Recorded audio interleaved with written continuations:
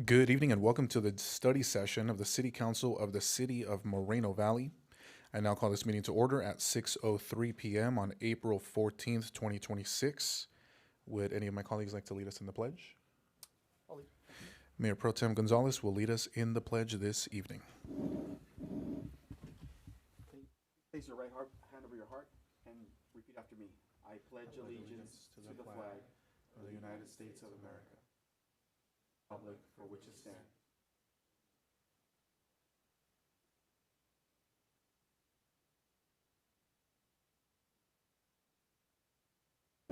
Thank you, Mayor Pro Tem. Next up, item C, roll call. Madam Clerk, I'll turn it over to you. Thank you, Mayor. Councilmember Bernard? Here. Councilmember Delgado is absent. Councilmember Baca Santa Cruz is absent. Mayor Pro Tem Gonzalez? Here. And Mayor Cabrera. Here. Thank you. Thank you. Item D, staff introductions, please. Sonia Gomez, Senior Deputy City Clerk. Paul Bradvica, Management Analyst. Stephen Quintanilla, City Attorney. Brian Mohan, City Manager. Lana Jimenez, Assistant City Manager over Administration. Felicia London, Chief Financial Officer, City Treasurer. John Kelleher, Assistant City Manager Development. Angelica Frausto-Lupo, Community Development Director. Kyle Warsinski, Economic Development Director. Melissa Walker, Director of Public Works. Jeremy Budnick, Director of Parks and Community Services. Diana Rocket Sykes, Division Manager, Emergency Management. Jesse Park, Fire Chief.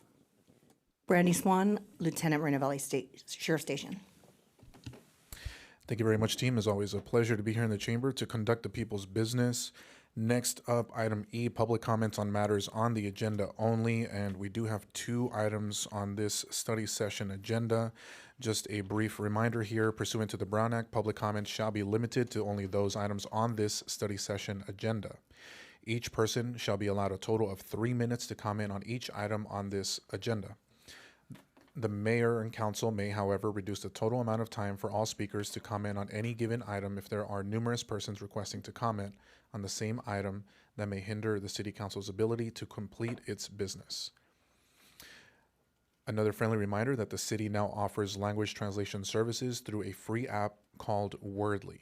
The app automatically translates a variety of languages into English and vice versa. To use this service, please scan the QR code at the speaker's sign-up table by the double doors. For the visually impaired, please use your earphones or earbuds to listen to the verbal translation. If you do not have any such listening devices, please let the city clerk know, and we will gladly let you borrow some for this meeting. La ciudad ahora ofrece servicios de traducción de idiomas a través de una aplicación gratuita llamada Wordly.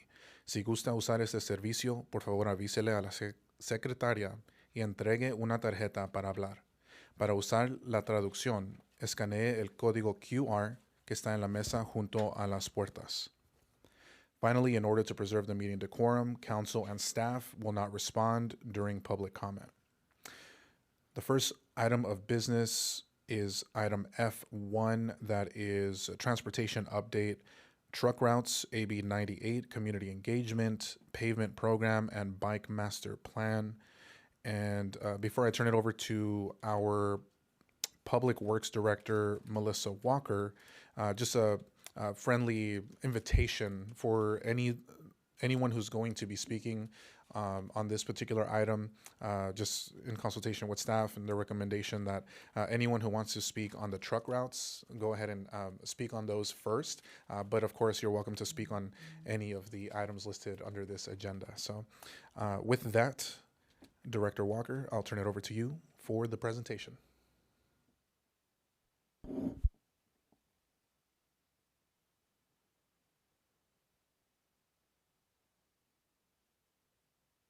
All right. Good evening, Mayor, Mayor Pro Tem, and City Council. Tonight, I'm going to be giving updates on some different transportation topics. First one is an update on the truck route revisions that we are working on. The next item is the citywide pavement program update. And then the last item is a brief discussion about bike master plan. So moving into the truck route update, As you may know, there have been several state laws that have come into being in the last few years that have dictated certain things that we need to look at and basically thereby needing to update our truck routes. Those laws need to make us need to look at ensuring that there's safe routes for goods movement. There's prioritization of the use of freeways, highways, and major roadways, minimize exposure to sensitive receptors to truck routes, which sensitive receptors are things like residential, housing, schools. Those are the big ones. And also provide community engagement opportunities to give input to the various truck routes and the changes. There is one thing I really want to note, that federal law, regardless of state or county truck route designations, allows for heavy-duty trucks to travel along local roads when necessary to, whether it's serving businesses or to obtain food, rest, and repairs in the most practical and safest route. Excuse me, Melissa. Yes. Mayor, we just noticed that D4 just stepped off the dais. Right now, technically, we don't have a quorum. So can we just get her back and be able to move forward with the meeting when she returns? Thank you. Thank you. Yeah, if that's staff's recommendations, then we will go ahead and follow suit. And maybe we just take a brief break. Yeah, we'll take a brief recess, and when the council member is back, we'll resume. Thank you.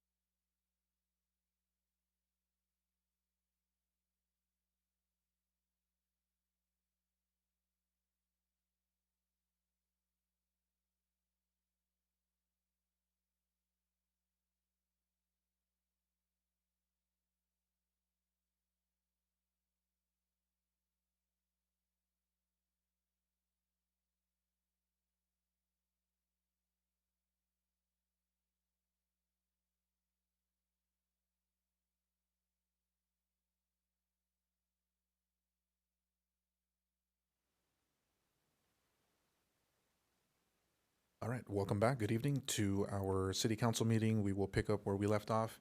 Director Walker, I'll pass it back to you. All right. So tonight I'm going to be giving updates on various transportation topics, basically truck routes, citywide pavement program update, and bike master plan. So we'll start with the truck route update. As you may know, there's various state laws that have been enacted in the last couple of years that have required us to look at where our truck routes are and look at revising them. Some of the things that the state law requires is to ensure that there are safe routes for good movements, that there's a prioritized use of freeways, highways, and major roadways, minimize exposure of sensitive receptors to truck routes, sensitive receptors being residential areas, parks, schools, hospitals, and make sure that the community had plenty of opportunities and engagement to get public input into where those truck routes should and should not be. One thing to note is that federal law states that regardless of whether a state or county truck route designation, federal law allows those trucks to travel along local roads when necessary to serve both businesses and to obtain food, rest, repairs in the safest and most practical route and manner. So the existing truck routes that we have are shown on this map in the dark black lines. So that's what we had to start with. What we did then is we pulled all the sensitive receptor information, so you could see that in the orange patches, orange and yellow patches. That sort of shows the residential and other types of zoning that we had to consider as sensitive receptors. So what we did is you can see the red lines. Those are the ones that we looked at removing because, as you can see, they go right through many of those sensitive receptor areas. So after looking at those various items and receptors and really concentrating on where are the logistics and the industrial areas in the city, we sort of came back to what this map is, and you look at the black lines, which again are part of what the existing routes are, but it's then removing all those other lines. So this is the proposed map of what we're looking at for the truck routes. And again, it's very focused on the logistic area and the industrial area. There's also a similar one that's sort of a cleaner version that is available for the public out on the desk and also on your dais. Next subject is the citywide pavement program update. So as you may remember, we did a historic investment back in 2022 where the City Council approved $50 million towards paving. Subsequent to that, you were generous enough to give us $10 million a year in that next budget to, again, assist with trying to get a lot of that deferred maintenance that we had for these roads down and get them back up into good condition. So that allowed us to touch over 1,300 street segments throughout the county. And this is sort of a picture of what streets that we were actually able to touch. So to the results of these investments, though, is the great part. So results of these investments have allowed us to strategically shift from a reactive system to a more balanced management strategy. It's improved safety, ride quality, noise pollution. Nearly 2/3 of the city street network has been treated. Long-term investment of the city's largest infrastructure asset, it basically cuts long-term costs by 40 to 60% and reduces maintenance costs by as much as 77%. To sort of further that notion, let's look at potholes, one of our favorite stats that we love to give out. So our potholes, looking at the potholes that we had, number and amount back in 2020, if you assume the cost to repair a pothole is about $130, we went from handling 6,386 potholes in 2020, which is a cost of just over $830,000, to handling 1,357 potholes in 2025 for a cost of a little more than $176,000. So that's a reduction in 5,000 potholes a year over that time period. It's also an approximate savings of almost $654,000. So one thing that you've probably heard of is pavement condition index. Back in 2024, we did a whole study to see where our roads were. We usually do these studies about every 5 or 6 years, so this was our updated study. Our study in 2018 actually had an overall pavement condition index, also known as PCI, of 65. With this latest study in 2024, especially after all the historic work was done, we actually came up with a pavement condition index of 77. The chart you see sort of gives you an indication of what those numbers mean. Good being 85 and above, satisfactory is 70 to 85. Just so you know that per state State Senate Bill 1, which is where we get a large percentage of our funding for roads, a PCI of 80 is considered the standard. If you reach and maintain a PCI of 80, the funds from SB 1 can be used for other types of projects, not just road maintenance. So that's sort of the grand goal of most cities and counties, is to try to reach that goal.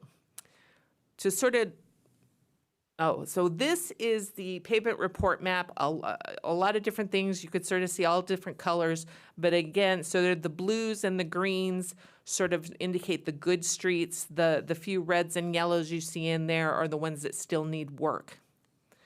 This sort of gives you a deep dive into some of what the numbers actually mean and how that 77% is developed. So almost 74% of the roads were found to basically be satisfactory or good.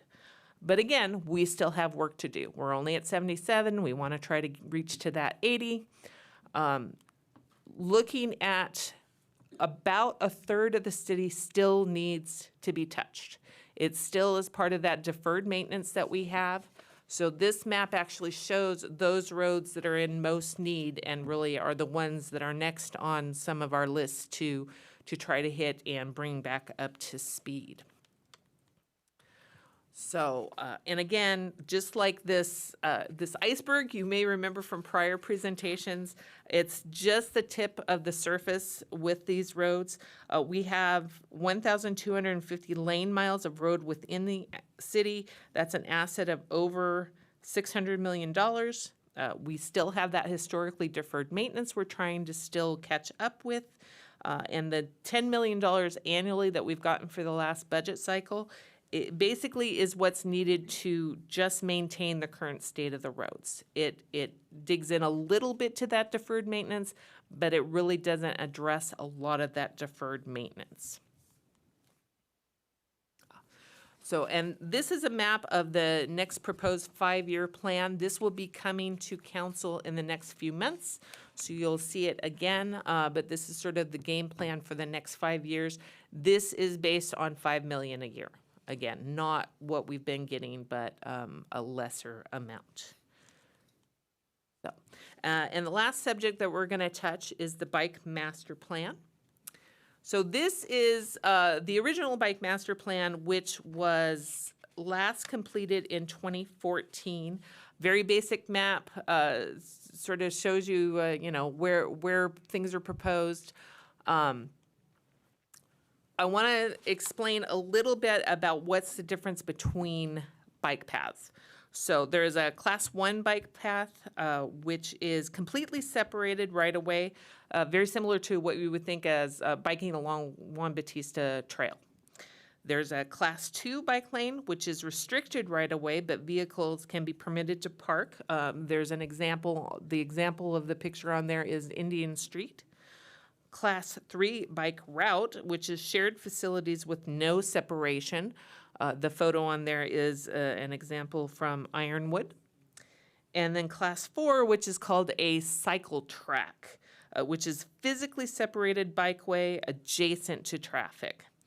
There are no current locations for cycleways in the city. The example shown there is from a Caltrans manual. So updating the master plan, this is a effort that we want to do in the next couple years.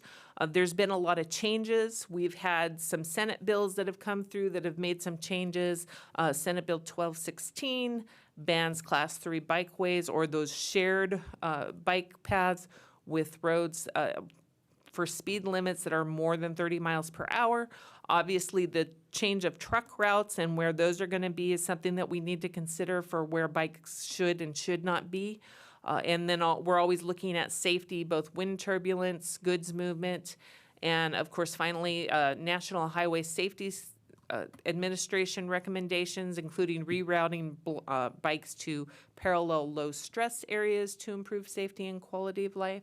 Those are all things that we're going to be looking at when we redo the master plan in the next year or so. We are currently looking for funding to take care of that.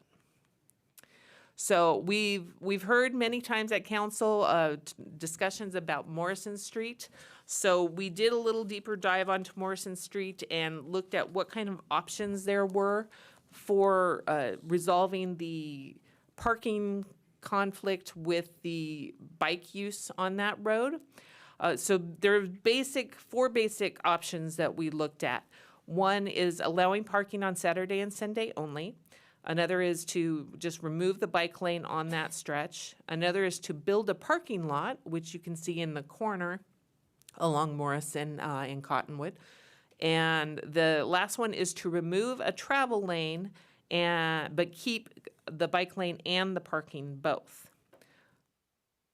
So for a little more discussion on these options, we really looked at the pros and cons for each one. So that first one, allow parking on weekends. Obviously, it's very cost effective. It would just need different signage. It alleviates the parking issue for the park, but it doesn't alleviate the bicycle issue for weekends, and enforcement would still be required during weekdays.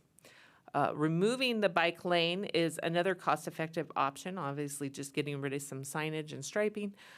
It alleviates the parking issue because they can still park, but it does not alleviate the bike issue. There are very few alternative route options for that area also. The new parking lot option, it alleviates the bike issue, alleviates the parking issue, but it costs over $1 million from our estimate. And enforcement would still be required in case the parking that we did was not enough. And then the final option, again, is reduce the vehicle travel lane.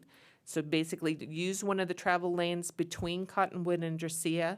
That would alleviate bike issues. It would alleviate the parking issues because it would allow both bike and parking within that travel lane. So the travel lane would go away, but we would have a bike lane and allow for parking within that space. The cost is over $100,000. But it could cost traffic delays during high volume times. Most of the time it would be a problem, but for definitely school drop-off and pickup, it could cause some delay because of the reduced travel lanes. So the last little discussion that we'd like related to Bike Master Plan is with the concept of e-bikes. Now, obviously, e-bikes are a big subject right now throughout the state. There's legislative challenges for municipalities on e-bikes, both regulation and enforcement, safety concerns, infrastructure. The state has recently focused on e-bikes, making various requirements. As you can see, there's some assembly bills that have already been passed. Assembly Bill 544, which requires certain equipment on electric bikes. Assembly Bill 545, which prohibits selling application to modify speed on electric bikes. Assembly Bill 965 is an age restriction for Class 3 electric bikes. And just so you know, Class 3 electric bike is pedal assist with up to 28 miles per hour. There's also other potential legislation that's being looked at in Sacramento right now. There's a bill on e-bike speed limits. There's one on e-bike registration, and another one on e-bike reclassification. So staff is looking at all of these and sort of seeing where they go within the state legislature, see if any of them passes, and see how it could affect the city and any both bike master plan or any other projects that we have going on. And with that, I conclude my presentation, and I'm happy to answer any questions you may have. And Mr. Mayor, I just have a couple comments to make. Yes, Mr. City Attorney. First of all, sensitive receptors are described in AB 98 as residences, preschool through high schools, daycares, publicly owned parks, playgrounds, and recreational areas, or facilities primarily used by children. It also includes nursing homes and related facilities and hospitals. There's two components to this truck route issue, one of which our Public Works Director just discussed. It's the truck routes map. The truck routes map will come back in the context of an ordinance that's going to go to Planning Commission first for a recommendation to the City Council, then eventually gets to the City Council. But what we're going to suggest the Council do concurrently with the truck route map is also consider an amendment to our upcoming new general plan update that addresses the truck route situation or issue in the context of an amendment to our circulation element of our general plan. AB 98 requires that the City of Moreno Valley and other cities that are located in the warehouse concentration zone or area that was created by AB 98 amend their circulation elements of their general plan by January 1st of 2026 to address this whole truck route issue. We have been in negotiations with the Attorney General's office over our general plan update, and one of the issues that we've discussed had to do with this upcoming deadline back in November. And so they agreed to refrain from taking any action against the City of Moreno Valley because we were going to be participating in good faith negotiations over our over certain mitigation measures pertaining to warehouse development. So I know certain members of the public know that, but I'm not sure they are aware that we got the green light to bypass that January 1st deadline. Those are the only comments I wanted to. Oh, and last thing is that the City Council has all been provided a copy with the truck route map, the draft truck route map. We also had copies made available for the public. If the public wants copies, there are copies here on the desk here. And we also have a copy placed on the at the speaker's podium. So if anyone wants a reference, make a reference to a particular street, they'll have the map before them, and the council will have the same map. Very good. Thank you very much, Mr. City Attorney. Thank you, Director Walker, for the presentation. We will go ahead and move into public comment if there are no questions or comments from the council. Madam Clerk, do we have any requests to speak on F1? We do, Mayor. Thank you. The first three speakers are George Haig, Ismael Gonzalez, and Tatiana Flores.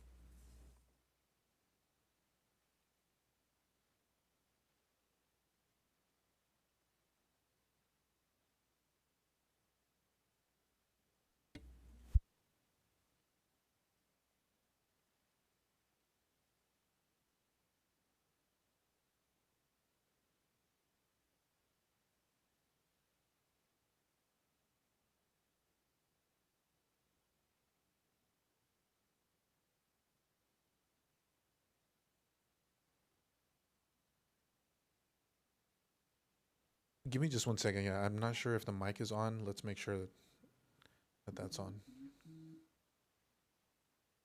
See if media is picking it up in the back.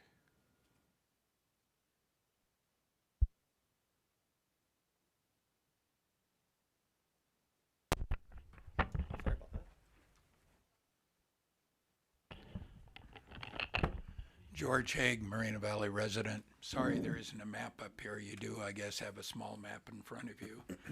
that I can refer to. I'm still willing to meet with all three of you individually at some time. I keep putting the request in. I hope one of you will select to meet with me in the next few days. Peacock Street that you're looking at, between Cactus and Alessandro on the map. Going south is fine. Going north, I wish we would remove the northern half of that section. There are homes immediately to the right. And it only takes you up to Alessandro where they can make a left to go to 215. And again, there are homes and apartments all along the edge of the northern half of Alessandro. There's no reason for them to go north on Heacock between Cactus and Alessandro, because they can make a left at Cactus and go out to the 215 at that point. So it would be great to remove the northern, going north on Heacock between Cactus and Alessandro, and the north side of Alessandro, so you don't pass sensitive receptors along those places. Eucalyptus. At one time, eucalyptus between Merino Beach and Redlands was on this map. There are warehouses there. I would not like the trucks to use Redlands to either come to that area or to exit from that area. The roundabout is not friendly at all to big rig trucks. There is home designations on the south side of Eucalyptus in that area. So ideally, there will be signs up that'll discourage people to use Redlands as a way to either come into Eucalyptus or to leave. The overpass is very small, so they need to head the other direction and go towards Merino Beach. Fines enforcement, I've mentioned this before. City of Chino had fines of first offense $500, second $750, and third $1,000. I would hope that would be in place here in our city also, and actually put the dollar amount on the signs to help with enforcement. There is a rumor that I am not sure is true. I'd like somebody to track it down, and that is the city plans to do a study to see whether Cactus and Alessandro can handle the truck traffic, and if they can't, they're going to look for a relief valve for additional truck use, and that could be Heacock Street, which would pass 3 elementary schools. So I hope that rumor can be tracked down, and that study is not going to result in that. I would hope as part of what you're doing with bike lanes, you would have what are called complete streets, and hopefully the city will talk to you about. The next speaker is Ismael Gonzalez.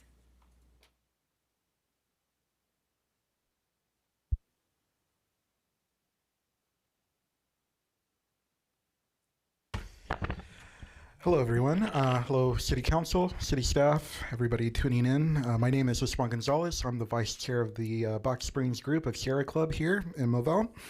I want to begin by giving some credit to the City Council, to the City staff, especially the Transportation Department and Harold. I want to say that we've been assessing all the truck route efforts in the Inland Empire. Moreno Valley is at the forefront. So kudos to everybody here, organizing the workshops here, developing the website that you guys have.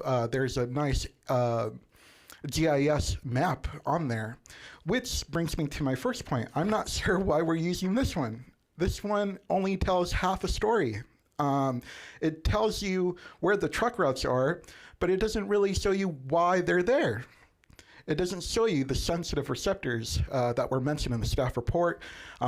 Even the Attorney General, he elaborated that there's more than just humans as sensitive receptors. There's schools, there's hospitals, hospice care facilities. Those all need to be considered when thinking about truck routes and AB 98, SB 415, and this is great. This is a great start. So kudos to everybody who got us to this location, to this placement, right? My concern here is regarding the general plan. I think this relates directly into it, and I would suggest, with all due respect to the attorney here, there is an amendment. I understand that. There is an ordinance being considered. But the whole general plan should be reconsidered, should be recirculated back to the Planning Commission because, like the attorney said, you guys have been in negotiations for about, I don't know, more than 6 months since November, right? We're in April of 2026. You guys have been in closed room negotiations with the Attorney General. It needs to be heard again by the public.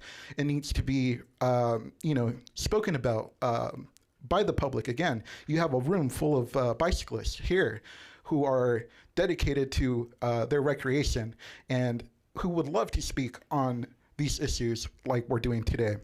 But it needs to be open to the wider city. And in terms of truck routes, at the truck route workshop that was here, a big component that keeps coming back up and up is enforcement.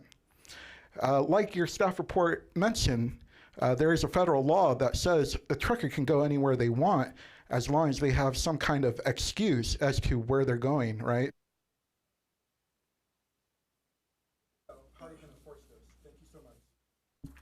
The next three speakers are Tatiana Flores, Morgan Valle, followed by Jennifer Gilman.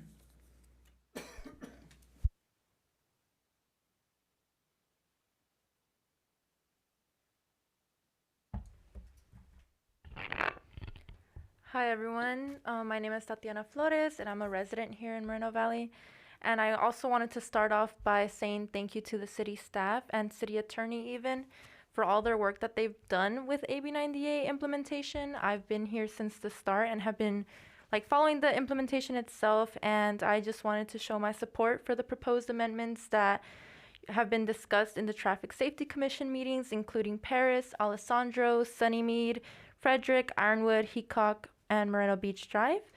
I want again to thank the city attorney for attending our Fright Communities Action Coalition meeting back in February 21st and sharing more about the process to community members and, everyone else that was there at the meeting. But I did want to highlight a bit more of the concerns that have been brought up at these meetings, including, sensitive receptors, which has been addressed by a lot of these proposed amendments. So hopefully you guys are able to approve them. And as Ishmael was mentioning, there's been a lot of conversation about citation and enforcement. A lot of residents, while happy with the proposed amendments, are concerned about trucks that will continue to drive outside of those truck routes and how they will actually be enforced. So that's something that I wanted to highlight here and, get some more input on that.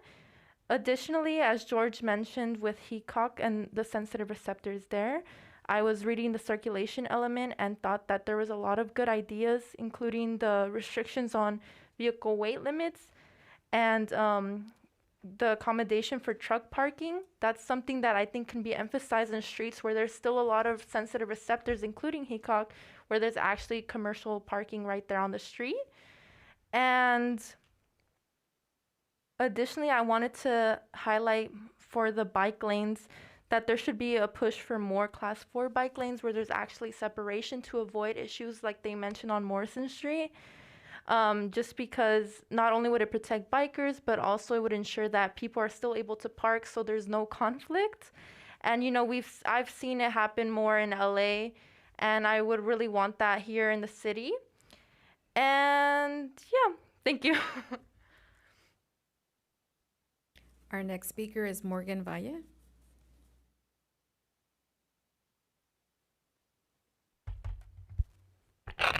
Hello. I wanted to say thank you for first off having this meeting and bringing this up so we can talk about it, because I think it is really important that we have a discussion about some different fixes. For the longest time, our transportation systems have been built on getting cars from point A to point B as fast as possible. And what we really should be focusing on is getting people from point A to point B safely. But because we've been so focused on cars for so many years, driver convenience is really what everyone looks at as the most important thing. And even with some of the options here on Morrison, we see that where we're asking cyclists to sacrifice their safety for the convenience of drivers. And I would really like us to not go that route, because that's something that we see all the time. Oh, well, you guys just go ride on the sidewalk. Well, then we're endangering pedestrians, but the drivers are not inconvenienced, so this is what we want. But then the pedestrians are upset with the cyclist. Oh, get out of the road. Well, there's a big green bicycle there. That's where they want us to be. Drivers don't want to be inconvenienced, and so they're asking us to sacrifice our safety, pedestrian safety, everyone's safety, so that they don't have to walk as far, that they don't have to sit in traffic as much. Looking at the 4 options for Morrison, the first 2 for allowing parking on the weekends or for removing the bike lane, which would allow parking all the time. The bike lane currently is no more than 5 feet wide on that entire stretch. A parking lane has to be, I believe, 8 to 9 feet wide. So even if you wanted to do that option, you're still going to have to restripe the whole road. And you would have to take out the center turn lane in order to fit a parking lane on the side there. So it won't work. And just allowing parking on the weekends, the cars are hanging out into the travel lane. Some of those trucks that are out there, the dually trucks are, much wider than 5 feet, and they're fully blocking the lane next to it. I don't love the location of that new parking lot, but I know the sports parents, and especially for Morrison, we need more parking. I would hate to lose that little grass patch that we have. But if that's the only spot, it is what it is. But yeah, as we have this discussion, I would really like us to stop focusing on the convenience of only people in cars, but look at the safety of everyone, because we shouldn't have to get in a car to go a mile or 2 miles. Like, everyone should be able to get where they need to go in the way that works for them. And if that is biking, walking, that should be an option for everyone, and everyone should be able to get where they're going safely. So thank you so much for having this discussion, and I hope we can get something that works well for all users, not just drivers. Thank you. Oh, wait, I have 20 seconds left. I just wanted to show you guys real quick some of the safety equipment that we all use. So we have my helmet, blinky light on the back. I ride with a radar, which also has a blinky light on it, so I can know how many cars are coming up by me, how fast they are. I ride with a 360 camera, so if someone does hit me, I've got it on footage. And I've got this that tells me where the cars are, how many are, and how fast. So, this is how much we're doing to keep ourselves safe. Thank you. The next 3 speakers are Jennifer Gilman, followed by Jill, and followed by Richard Gate. Hi, I've been a resident here for 25 years, raised our kids here, recently found Lake Paris, and you can actually ride all the way around now. I didn't used to be able to do that. We're new bike riders since 2019. We ride up and down all the time. We actually don't ride right past here because the bike lane stops and we go left on Alessandro because there isn't one on Frederick between, it's not a white lane. There's no white lane. I don't know which one that is, 1, 2, 3, or 4. But I don't know. We love biking. We like to do it safely. My husband years ago watched someone get hit on his bike as he was out biking, and the guy just went through the stop sign, which, that's going to happen. People are not always driving carefully. But I would love to see some dedicated bike routes. If we could have some place where we're not going to get hit and where a car can't come. I don't know why we don't put up poles. Even rubber poles. Nobody wants to hit those in their car either. You go bump, bump, bump, bump, and they're just, I don't know. Yeah, and on on Frederick, traveling north between Cottonwood and Dracia, that's where that park is, the soccer park. That is wonderful. We travel that all the time, mostly, multiple days a week. Going north, it's great. Coming south, it's not. People park in the bike lane all the time. And so thank you for looking at it, and thank you. Our next speaker is Jill. Guys. Bike lanes, yeah. We appreciate you guys taking the time to examine it. Morrison is a nightmare, but it's not the only nightmare in the town, and we've talked about that before.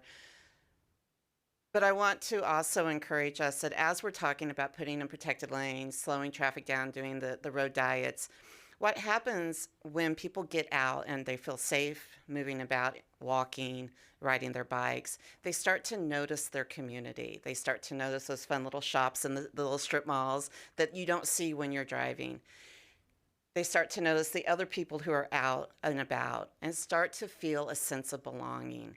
And that's part of what we love about riding, is that the guy with the two really adorable beagles around Morrison all the time, the older gentleman that has the cutest, most well-groomed, fluffy dog I've ever seen. He's out there every day. There's a couple that walks on Iris that hold hands the whole time they walk. They're out there every morning. You don't see that when you're in a car. When we give people safe places to start moving around differently, they start to feel like they belong to the community and the city. And I want us to get to that point of when we do start to put in the protected bike lanes, let's give them a chance. Let's leave them there for a while and see how many people start utilizing them. In so many cities now, what is happening is they're putting out these great bike plans. They give them 6 months and they're like, I've seen 2 cyclists, let's take it out. And I don't want to be that city. As we're doing this, we're trying to build community. We're trying to build a place where people want to live and move and frequent the local businesses. So just get that in the back of your head. When we start doing this, let's give it a real chance to succeed before we start listening to the car people who are going to complain. Thank you guys so much. The last 3 speakers are Richard Gate, followed by Christopher Baca and Fred Bañuelos. Hi, thank you, everybody. My name's Richard, and I own one of the 2 bicycle shops that we have in town. I think something that gets lost in the discussion on bike lanes is the people riding them. It's stereotypically the speed and spandex crowd, but those aren't my customers walking in the door. It's people riding to work. And people riding to class with UCR, Moreno Valley College, high schools. So I think that gets lost in it is who's actually doing it. And I think we could get more people out there if they felt they were safe. I fix a lot of bikes from people riding on the sidewalk because they're worried they're going to get hit by a car.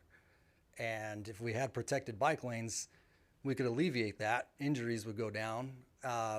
And it's a big part of us is fixing something that just broke because they hit a bus bench, they hit a sprinkler, they went off into the grass because they're trying to avoid somebody just out walking their dog on the sidewalk.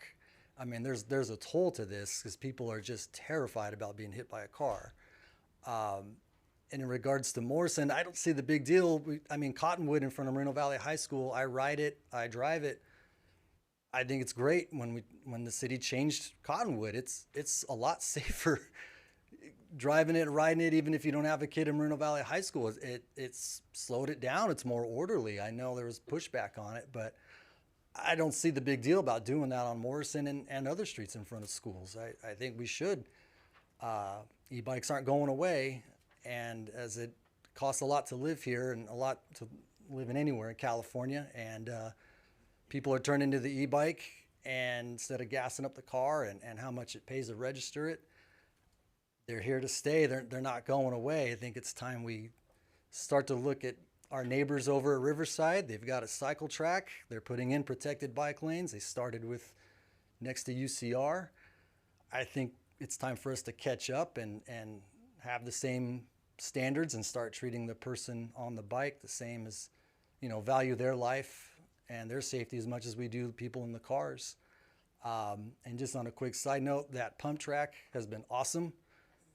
I cannot tell you how many old bikes got drug into my shop, dusted off, mostly from dads trying to keep up with their kids. It's just been terrific. I think we should get another one on the other side of town. And I hats off to you guys for hiring that company that did it. It's just, I don't know, it's just like a point of pride. I get people who've never been here. They're going to ride it and they come in the shop and they're getting food at the Green Onion and the Safe House, and it's just been a point of pride, and it's been awesome. So thank you guys.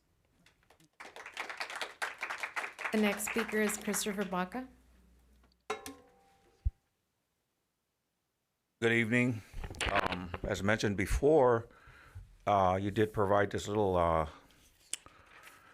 chart here of the proposed truck lanes, roads, but I would really like to see, as I mentioned many times, why can't we have the full presentation in print so that we can, reference it back and see exactly what, you're talking about, rather than having the presentation on the screen, and you really can't see it, and you forget about it.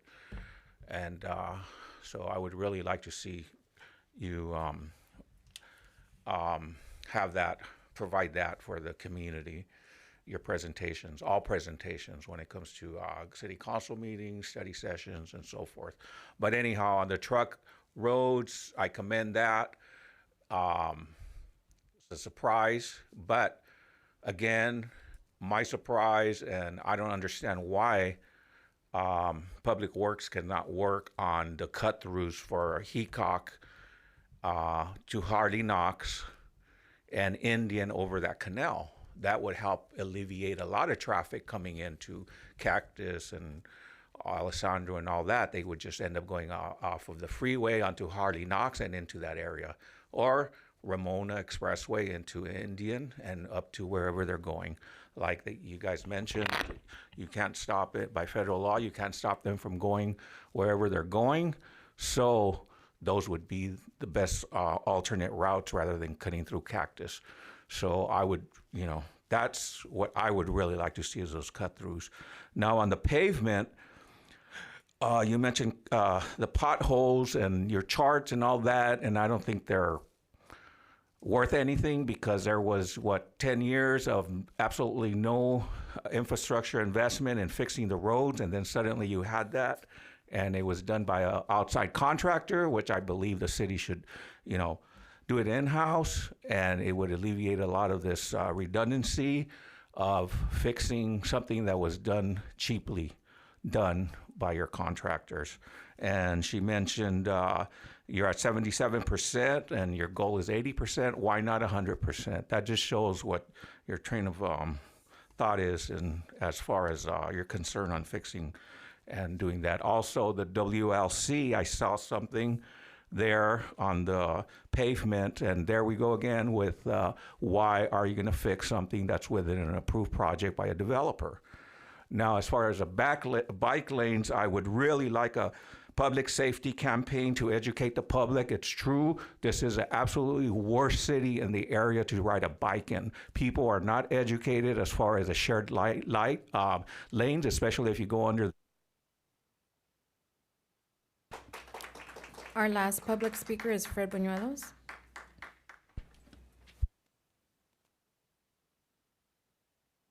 Hello, everyone. Thank you for SB1 to get that pavement program in here. I'm loving the roads in my area. They're beautiful. Bikes. I'm not happy with number 1 or 2. I think there's 4 different choices. 3, I'm okay with the parking lot, but I don't like where the parking lot's at. I don't want to see that park removed. I think there's an area south of that park where I would like the parking lot to be better. I love option number 4. The other thing that these proposed legislation, AB 1942, e-bike registration. I'm not for that. We don't need it. If the laws that were on the books were already being enforced, then these cities wouldn't be going crazy for the e-motos. Those are the ones that are the problem. And I hope that there's a big education program with e-motos, because they're not supposed to be anywhere on the highway, on the public roads, on sidewalks.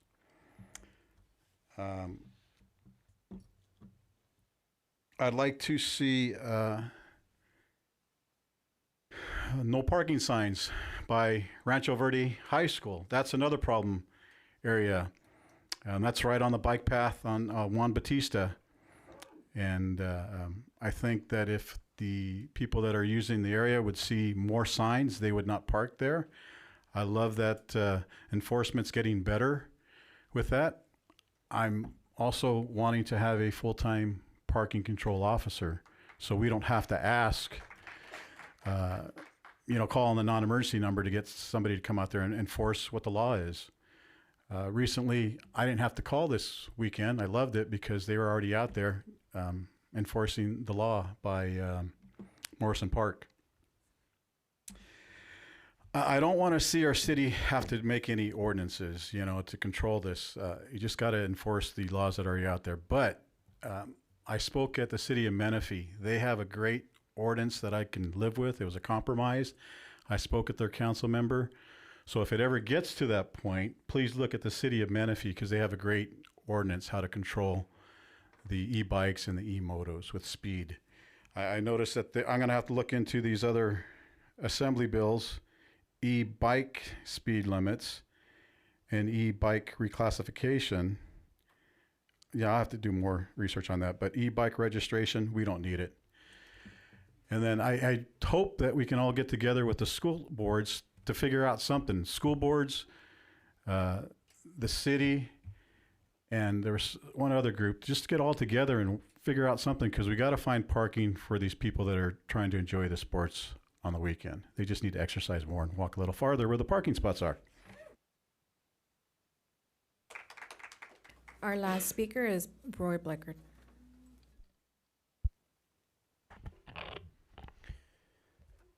In my travels around, and that's pretty much most of my driving is in town, I don't see a big problem with the trucks. The biggest issue I find with talking to people all across the board is truck parking. That's one thing you should really be concentrating on. And like what George says, well, I don't want them over here. Well, then come up with a solution for the problem. If there's going to be traffic, you got to route them somewhere.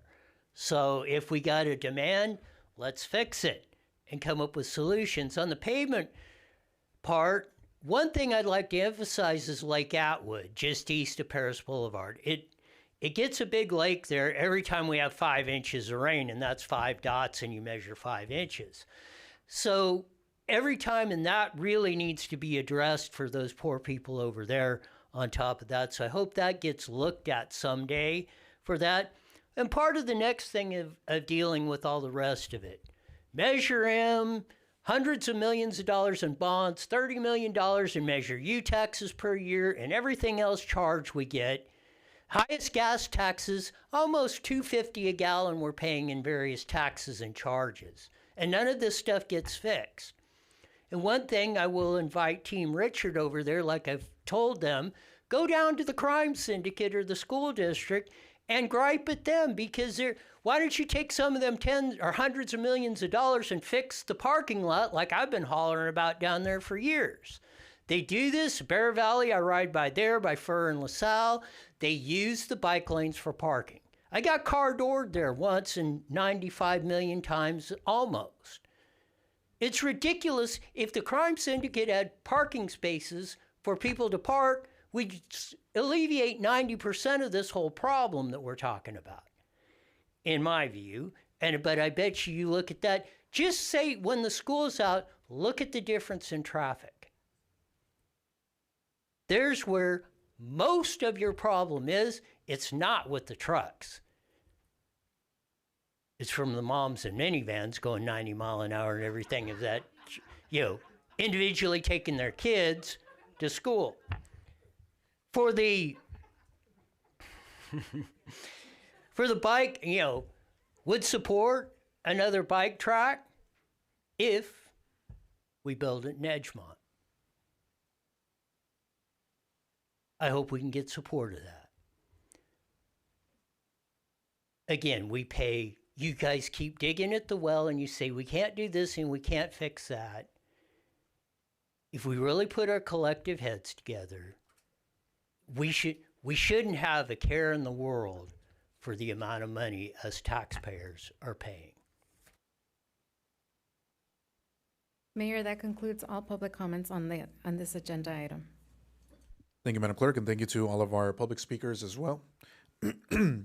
We will go ahead and bring it back up to the dais for any council questions, comments. So I'll look to my colleagues here to the left. Mr. Mayor, I just have a few comments. Maybe I'll answer some questions before they're asked. Yes, sir.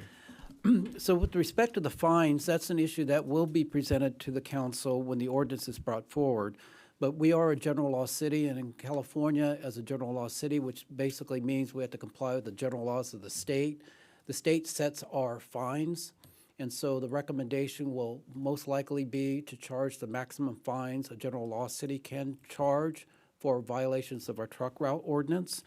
Because I've been hearing from some residents that, this city or that city imposes $10,000 fines, And I remind them that, there's a distinction between charter cities and general law cities. Redlands is not it's being proposed in the map that's before you to remove Redlands as a designated truck route. So if this is eventually adopted by the council, Redlands Boulevard will not be a truck route. There was some reference to some rumor that there's this plan to do a study later on and that will reach the conclusion. I heard more about this than what you heard tonight. That will reach the conclusion that we need to readjust our truck routes, and because the truck routes that are being proposed aren't going to be sufficient to handle the truck traffic. I am not aware of where that came from. There's no discussion, as far as I know, about doing such a study. We would be very hard pressed to make any changes without engaging the Attorney General's office over those proposed changes, since they are the ones vested with enforcement of AB 98. In regards to enforcement, speaking of enforcement officers, I just want to clarify that AB 98 simply provides that we have to have at least one, this is what AB 98 provides, we have to have at least one enforcement officer with proper training by the California Highway Patrol. That does not, I understand that we actually have 2 officers with that CHP training, but that doesn't necessarily mean we're limited to 1 or 2. When you decide on the number of enforcement officers, that's something you would take up in your budget proceedings. And those are the only comments I have. Thank you, Mr. City Attorney. We'll bring it back to the dais. I'll look to my colleagues. City Manager, can you address, there was a resident who requested why we couldn't just punch through down through Harley Knox. Can you please explain why we aren't able to punch through down to Harley Knox, please? Yes, in conversation with the March Air Reserve Base and the Airport Land Use Commission, they stated that HECOC will never be punched through. And this is something that, from a public safety perspective, the city has been trying to do for some years because of the response times and so forth, especially with fire, having to go into North Paris. So with that being said, HECOC will, at least from our knowledge, will never be terminated all the way through. Thank you. I have some comments, questions. Is the parking lot part of any of our CIP? Has it ever been included in the CIP as far as an infrastructure project slated for improvement there? No, in fact, it's going to be added to third quarter with the estimate of $1 million. So as part of the third quarter budget adjustment, as we bring back budget information every quarter, there'll be a multitude of CIP pages that will be added.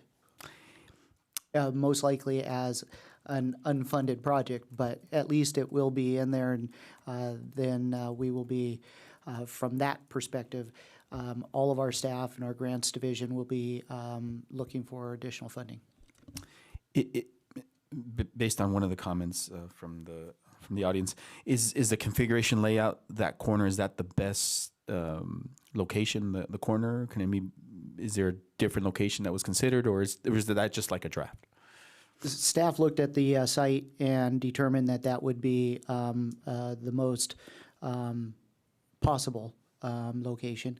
We might be able to fit just north of 100 spaces, and so therefore within the parking lot, and therefore be able to take the traffic that is parking on the street off the street. And going back to one of the options, reducing the drive lanes, has more analysis been done as far as the impacts of having, because right now I was looking at Google Maps, there's 4, how a configuration of 2 would look, and the flow of traffic, again, the inconvenience of vehicles, right? How that would look. Yeah, at this point, what staff wanted to do was provide a study session presentation of the various options. We're going to need to evaluate each of those options to see, other than the parking lot, to see what might be plausible with cost. Thank you. Yeah, thank you to our staff for working on these various items from the truck routes and AB 98. I know you all have been doing extensive work and community outreach on those items. And also want to say thank you to all of our residents that are here and also those that couldn't make it for your advocacy, for coming out consistently. I know you're very active online as well, so thank you for being those champions for safety at the end of the day, right? That's ultimately, the number one priority. And of course, we can talk about all the other things like circulation and congestion, et cetera. But I definitely agree that, we need to take a closer look at things like enforcement. I know we're limited by things like being able to use certain things like camera or pictures from cameras or videos and things, and how that's admissible or not in a court, in the judicial process. So that's something that might be outside of our reach, but if that's an option that maybe through state legislation or something that can be changed or amended, I think those are things that we should explore, because again, it's about ensuring compliance with our truck routes. And the difficult thing is, even though we've invested over the past few years into more commercial enforcement teams, they're out there all the time. You see the RAMs, they do great work, but they can't be everywhere at the same time, right? They can only respond to so many calls at the same time. So, just exploring other options, other avenues that might require changing the law. Also, fine amounts, the city attorney touched on that, so don't need to go into that anymore. Fully support PSA campaign as well. I think that definitely is something we need to do in conjunction with the school districts, especially, again, safety with the students, especially, that are driving, whether it's the scooters or the bikes, whatever it is that they're riding. Every school year you see it more and more, and that's only going to continue. And so I think we definitely need to educate the parents, especially the parents, but also the students about what things to look for when you're even considering buying a bike or a scooter for your child. Make sure they have a helmet, make sure that they know where the actual bike lanes are, and all those types of things, right? And I think with the school districts we can better get that information out to them. In regards to the roads and the pavement, that's amazing. That's years and years worth of work that has gone into that. So, you'll hear comments from members of the public about how just the roads alone changes, the perception of the city. Whether it's when you're driving on the road to work and you're hitting those potholes, now you're not hitting as many anymore. So I've gotten those calls about, hey, my alignment is off, and, what can you do about that? Just how the city is really perceived, right? The aesthetics of the city. So hats off to our staff, Public Works, everybody, every department that plays a role in that. It's really great to see the progress. And then just, to kind of wrap it all up, going back to the bike lanes and all that, specifically that Morrison area, I know that's one that in particular has just stood out because I think that really speaks to the crossroads that we're at as a country, that for hundreds of years we've run on automobiles. That's for the longest time, that's how we've worked. But times are changing and we're living it now. And that's that tension right now between that transition, right? From going to automobiles to more walking and more cycling and all those things. And we're seeing it here play out in Moreno Valley. So yeah, I always defer to the subject matter experts, which is our staff and any partners that you work with. But just looking at the map, you open up Google Maps, or if you go out there and look at it yourself in person, there are some areas where if we end up moving toward a redesign that includes the sidewalks and the pavement on the road itself, I think we should also take a look at any areas where there are grassy areas that are underused and underutilized to see if what I think about is in Long Beach, where you have the kind of bike paths that go along the beach. Like, is it possible to do something similar to that instead of going onto the actual road, or maybe in conjunction with redesigning the road, we also do something out into the grassy areas adjacent to the sidewalks? Is there a way for us to redesign something there? The fire station is there. There are already dirt paths. If you look at the aerial view on Google Maps, there are dirt paths that already, cross over the Morrison Park area and behind the fire station, is there something that we could do there to make a different or an additional connection between, you know, Cottonwood and Morrison over to Dracia and by the baseball fields? And then this one, I just noticed it, so I don't know if it's an option, but there is what looks like maybe 1.5 worth of width of a parking stall. So, you know, a parking stall plus half worth of area directly to the east of the school, that old school that runs from Cottonwood up to behind the baseball field, which is a city park. Is there something that we could do with that? You know, like, can that be redesigned? So I'm just throwing out a bunch of different ideas because I'm not the expert. I'm just, you know, trying to help fix it, you know? So again, just thank you everybody that's working on this. Thank you to my colleagues for helping to figure this thing out, and I'll leave my comments there. Brian, what was the cost of a pump track? Just out of, if you remember, just.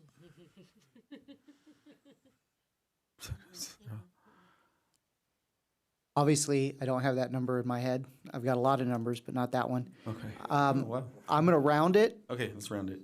6 million. Okay, thank you. And it was originally supposed to go on the base over at that park, and it had to be moved. But. Oh, and one other thing, also agree with the proposed, or at least on the slides where it had the parking lot as an option. Hopefully we can find a better spot for it, you know, so we don't also create another issue where we're taking away playing and practice fields from the sports, right? Okay.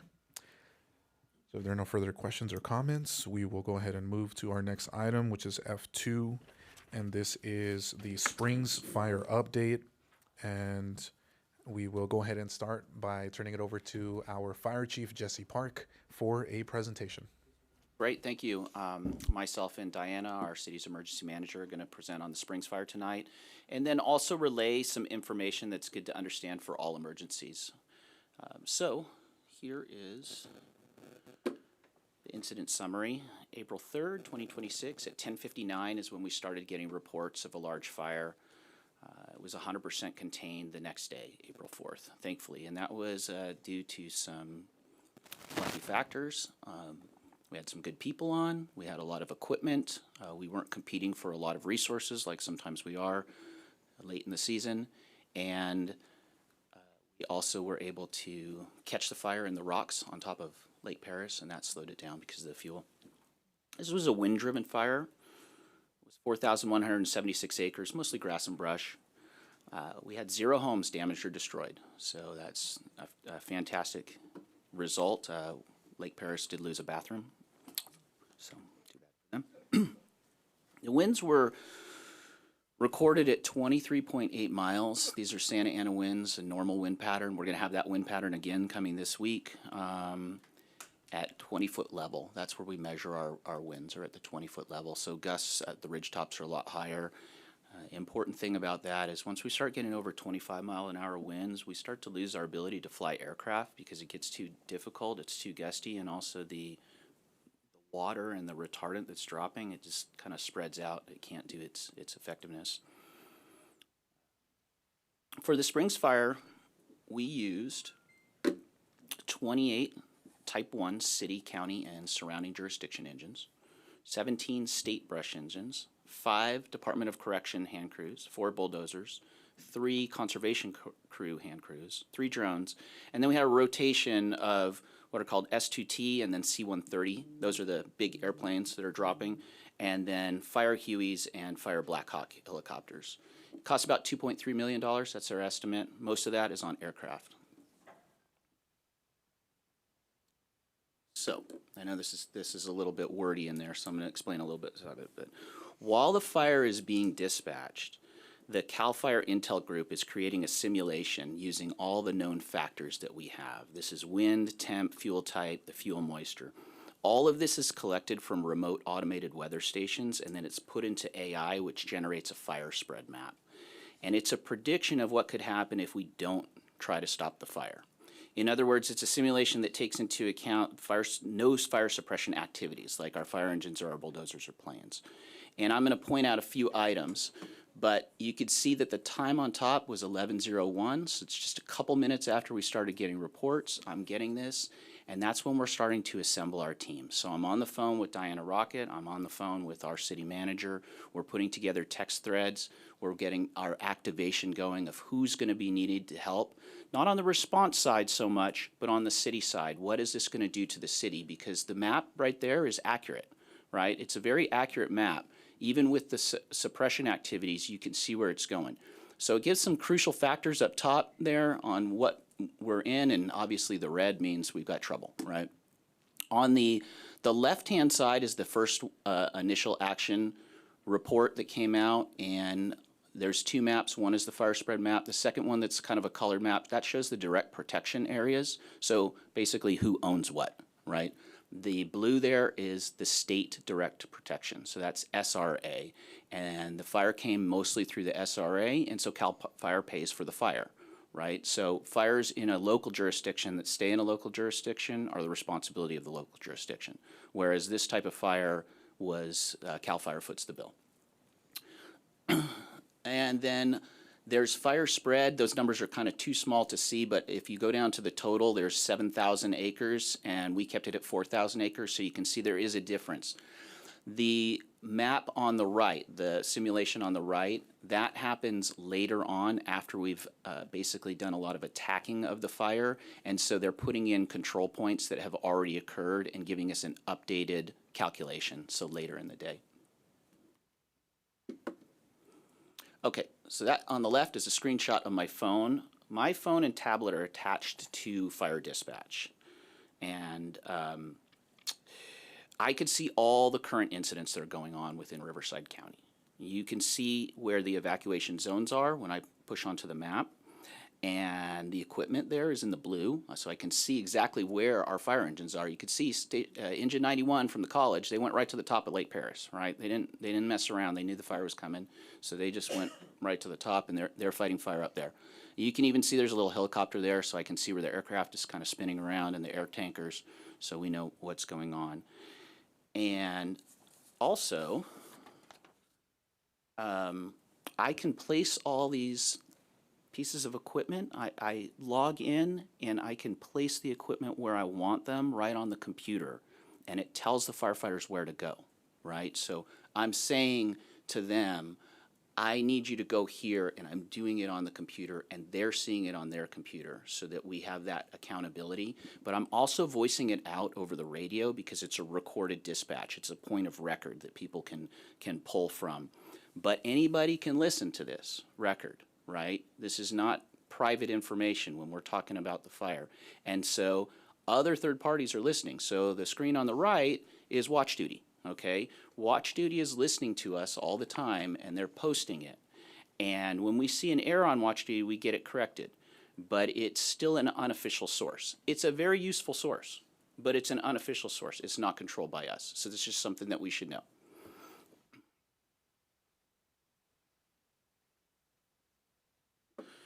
So your first responder agencies, really what we're doing, police, fire, animal control, our roads folks that are out there, MVU, we are addressing the incident needs, the life safety, the public information as it relates to the incidents, the evacuations, acreage. But our city also has a very robust Office of Emergency Management. So I'm going to turn it over to Diana now to speak on that response. Good evening, Mayor, council members, members of the community. So while first responders are doing their thing, as I like to say, putting the wet stuff on the hot stuff, and our law enforcement is protecting and evacuating the community, the city response on the emergency operations side is doing and coordinating all of the other activities, and it's a lot. So we are addressing non-life safety issues primarily, and then we are coordinating, again, all of those ancillary services. Sheltering, care and shelter for both humans and pets, donations management. A lot of people want to help. We always appreciate that, but it can become an incident within an incident if it's not coordinated early on. So we're doing that. And then working to meet the needs of the community and any unmet needs. As you can imagine, when people are evacuated from their home, They are in crisis, and there are things that they need: medications, mental support, medically fragile. We had 92% of our population at the shelter for this fire. 79 was our top capacity. 92% of those individuals in that shelter were medically fragile, medically dependent, or required some form of physical assistance or durable medical equipment. So for you guys as stakeholders and other members of the community, stakeholders, our partners, you add value to the incident when the city is responding by supporting the overall effort, right? Supporting not only the first responders, but supporting us in the Emergency Operations Center through allocation of resources, personnel, and things like that. So we become, as the Emergency Operations Center, we become the voice of the city during an incident beyond our first responder agency. So we become connected to our first responder partners and essentially take over that lead role as for the city. So when we look at what the city is doing, the Emergency Operations Center is coordinating a lot of different factors. So public information and messaging is probably one of the premier things that we do in an incident. We have a lot of sources coming at the public. The social media aspect is moving much faster than we can, so it's important that we're coordinated, trying to send unified messaging to the extent possible. Continuity of operations. So continuity of operations entails a lot of different things from the perspective of the Emergency Operations Center. It's not only ensuring that business and government can continue operations, but it's also ensuring continuity of operations with our state, federal, and local partners, both border partners, Paris, Beaumont, coordinating those things, Caltrans, but also with the County of Riverside, who in this case, was serving needs as well, and they often do during these incidents. So we're working on feeding the community there, taking care of not just providing food, but providing healthy, stable meals based on individuals' needs. Donations management, I touched on that. We're working on stakeholder coordination. As you guys know, there were regular updates coming out to you, and that's important to us because we know your constituents are looking to you. So we're working and coordinating all of that with support with the city manager's office. So pet evacuations at San Jacinto Animal Shelter were also taking place. That's part of the operational area level coordination.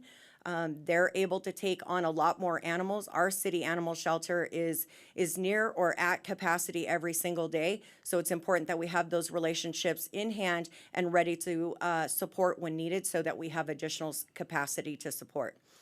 And then pet evacuation support at the Moreno Valley Animal Shelter. Although they were not officially listed as support to the community, they did still, even keeping their doors open past normal business hours, they took in 22 animals, people just showing up in desperate, they didn't know what else to do with their animal while evacuated. So kudos to the Moreno Valley animal folks. And then, of course, they supported at the shelter, providing food, water, and care for those pets. And then, of course, our partners in public works supporting the sheriff's department while evacuations were occurring and providing resources to make sure that those roads were closed to keep the public out and keep them safe. And then, of course, Moreno Valley Utility, our partners, were working and monitoring infrastructure and ensuring partnership with SoCal Edison if any impacts were realized to de-energize or whatever was needed there. So a lot of moving parts. So what you're seeing here is essentially just a graphic representative of what I've just said. So the fire, you have, the folks in the field, the professional responders, first responders doing their thing. We are pushing and pulling information constantly from the incident, listening to the dispatch, as Chief said, processing that, vetting that, and making it tangible in how we can support the community. So between us, the incident is providing the actual incident updates, rapidly changing dynamic information. They are pushing the evacuation messaging, right? They are the ones out there seeing what zones are impacted or potentially impacted and issuing those evacuations warnings and orders, which we'll talk about more in a minute. And then together we are guiding public action. So ensuring that the community is getting the message we need them to get when we need them to get it, to guide that action, which is all built on the premise of public safety and keeping the community safe. And then, of course, public trust. The community is looking to us. They're trusting us with their loved ones, their kids, and all of that. And so public trust is what we must continue to maintain during these incidents, and being forward-leaning and responsive to their needs is something that the EOC is definitely doing, looking at that from a whole community perspective. And then, of course, as I mentioned, stakeholder engagement. It's a priority for us to keep you informed, so that when you're getting those calls, that you're able to amplify what it is that the message that we're putting out. Okay, I'm going to talk a little bit about evacuations. So sometimes people ask, how do we decide who's going to get evacuated and how does this work? We're taking a lot of different things. We're taking ground level information from the fire engines, meaning like, hey, it's going to hit this road. It's already past this road, it's going to that road. So we're taking in that information straight from the firefighters.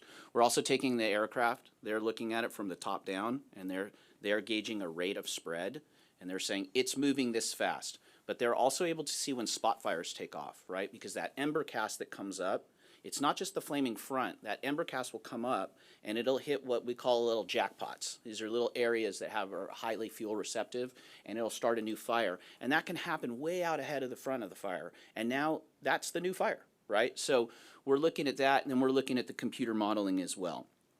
And then what is occurring is I am going on there at the time, exactly with my partner, RSO. We're just like this, where we are right now. We're at the command post. We're sitting there right next to each other. It's called CERT, is their team. They've got their command vehicle. We've got our command vehicles. And I'm telling them, it's going to bump this road. We need to do an evacuation order for this area. And we're talking about roads. When we're talking with RSO, we're talking about roads, okay? And then I say, and because it's going to bump this area, then we need to warn everybody out to this area that's our warning, okay? So those are our order streets and warning streets. Then what I'm doing is I'm actually putting it into the computer, and that articulates to the zones that you see. We'll talk a little bit more about the zones. We'll get a picture. But that's how it goes out. And then it goes out. We do a wireless emergency alert. Those zones go out. They're reflected into places like Watch Duty and Genesis Protect, so everybody gets notified and your phone starts dinging and I'm in the area, right? Okay. So, but here's why we have the 3 levels of ready, set, go. Because honestly, things seem fine until they're not, okay? Everybody thinks that they can do just fine using a garden hose and flip-flops and putting out their fence until day turns into night because of the smoke, and now people are having a hard time breathing. They're starting to panic. People don't know where to drive. They're getting out of their cars. They're running, and now we have a real situation on our hands, and we have plenty of examples of that. I don't need to, point you to any YouTube. So, get ready. Get ready means load your emergency kits, important documents, heirlooms, medications, all those things. A lot of times people call it a go bag. Execute your plan. Notify your family, your employer, your daycare, your school, things like that. And then stay informed. Follow those official sources. Okay? The next is the yellow. That's the warning. When you see yellow on a map, that means you're in a warning. What we're saying there is load your pets, children, elderly, get ready to leave. The fire is coming that way. We're going to try to stop it, but be ready. Secure your house. Close your windows, close your drapes. You can leave your power on, turn off your HVAC, okay? Now's the time. When you're in the yellow, now's the time to get on the road before it's choked, right? Now's the time to get moving, go to someplace safe. If we get into the red and we say go, that means go. It's as simple as that. We are asking RSO to go and make those orders. I always want to say, our fire engines are there to put out the fire, but you know who's ahead of those fire engines? RSO. They are in danger, right? When we are telling them to go evacuate places, they're putting themselves in danger. So follow them. Follow those official sources. Get out of the area. And then we are going to coordinate that way that rolls out. We always do a warning if we can, and then an order. So we have the order, then we have the warning. and that moves to an order, then we have a warning. And then we back it out that same way. And it takes some time to back it out because now we have to make sure that the area that the fire burned through is safe for you to go back. People are like, there's no smoke in the air. Yeah, but guess what? The natural gas lines burned down. Power lines fell. There's lithium-ion batteries in people's garages that need to be assessed. We have to see if people were fatalities. That means we have dogs go through there to find out if there was fatalities in this fire. So the roads may be buckled and cracked. We may have no guardrails. Trees may be down. The area is not safe just because there's no smoke in the air. So that's why sometimes it'll stay into a warning or an order, and then we'll slowly back that out. So the incident takeaways. Mainly the coordination between the stakeholders and the EOC is critical to a full city response. The firefighters can do what they're doing, police can do what they're doing, but it's critical that we have that EOC component. The EOC becomes that unified voice of the city during an incident. And together, we build that cohesive response channel to support the affected communities. So now I'm going to turn it back over to Diana to talk a little bit about our continuity of operations and some of the things that stakeholders, meaning electeds and city officials, should do.